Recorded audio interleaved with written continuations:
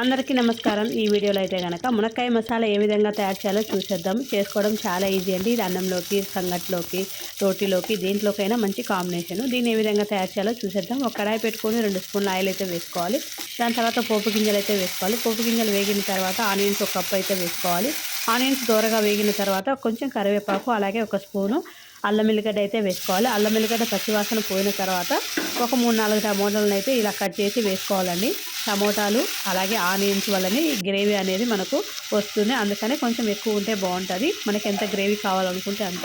ఇప్పుడు కొంచెం పసుపు అయితే యాడ్ చేశాను। దాని తర్వాత కొంచెం మునక్కాయలు కూడా మంచిగా నార తీసేసి మునక్కాయలను అయితే వేసుకోవాలి। మునక్కాయలు వేసుకున్న తర్వాతనే కొంచెం రుచి తగినంత ఉప్పు, 2 స్పూన్ల కారము అలాగే 1 స్పూన్ ధనియాల పొడి అయితే యాడ్ చేశానండి। వీటన్నిటిని కూడా మంచిగా వేసి కలబెట్టుకొని మంట అనేది చిన్నగా పెట్టుకొని మూత పెట్టేసుకొని 10 నిమిషాలు ఇలాగే ఉడకనివ్వాలండి। దీంతో నేనైతే కొంచెం 1 స్పూను కందిపప్పు అయితే యాడ్ చేశాను। ఇది ఆప్షనల్ మాత్రమే, ఇష్టం ఉంటే వేసుకోవచ్చు, లేకపోయినా పర్వాలేదండి।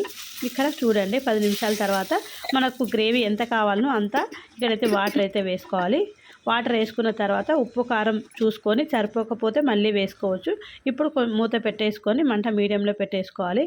నాకైతే మునక్కాయ ఉడికిపోయింది। ఇప్పుడు చూడండి మునక్కాయ ఉడికిందో లేదో చెక్ చేసుకొని మనమైతే గ్రేవీ ఎంత కావాలో అంత తీసుకోవాలి।